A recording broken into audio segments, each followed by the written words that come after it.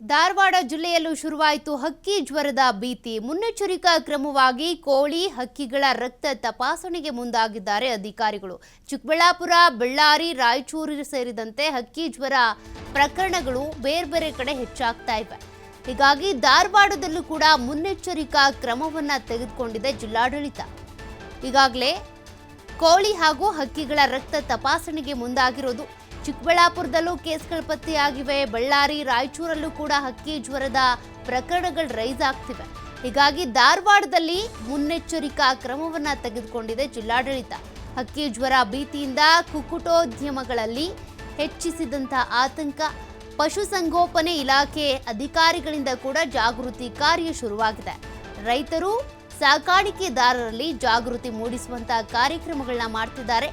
ಧಾರವಾಡ ಜಿಲ್ಲೆಯಲ್ಲಿ ಹಕ್ಕಿ ಜ್ವರದ ಭೀತಿ ಶುರುವಾಗಿರೋದ್ರಿಂದ ಈ ರೀತಿ ಹಕ್ಕಿ ಜ್ವರ ಸ್ಪ್ರೆಡ್ ಆಗೋದಕ್ಕೂ ಮುಂಚೆ ಇಲ್ಲಿರುವಂಥ ಕೋಳಿಗಳು, ಇತರೆ ಪಕ್ಷಿಗಳ ರಕ್ತ ಸ್ಯಾಂಪಲ್ ತೆಗೆದುಕೊಂಡು ಏನಾದರೂ ಸೋಂಕು ತಗುಲ್ತಾ ಇದೆಯಾ, ಅಕಸ್ಮಾತ್ ತಗುಲಿದ್ರೂ ಸ್ಪ್ರೆಡ್ ಆಗದೆ ಇರೋ ರೀತಿ ನೋಡ್ಕೋಬೇಕು ಅಂದರೆ ಏನೆಲ್ಲ ಕ್ರಮಗಳನ್ನು ತೆಗೆದುಕೊಳ್ಬಹುದು. ಅದಕ್ಕೆ ಸಂಬಂಧಪಟ್ಟಂತೆ ಈಗ ಧಾರವಾಡ ಜಿಲ್ಲಾಡಳಿತ ಎಚ್ಚೆತ್ತುಕೊಂಡಿದೆ. ಈಗಾಗಲೇ ನೋಡಿ, ರಾಯಚೂರು, ಬಳ್ಳಾರಿ, ಚಿಕ್ಕಬಳ್ಳಾಪುರ ಸೇರಿದಂತೆ ಅಲ್ಲೆಲ್ಲ ಹಕ್ಕಿ ಜ್ವರದ ಕೇಸಸ್ಗಳು ಪತ್ತೆಯಾಗ್ತಾ ಇರೋದ್ರಿಂದ ಕೋಳಿ ಮೊಟ್ಟೆಗಳ ಮಾರಣ ಹೋಮವೇ ನಡೀತಾ ಇದೆ.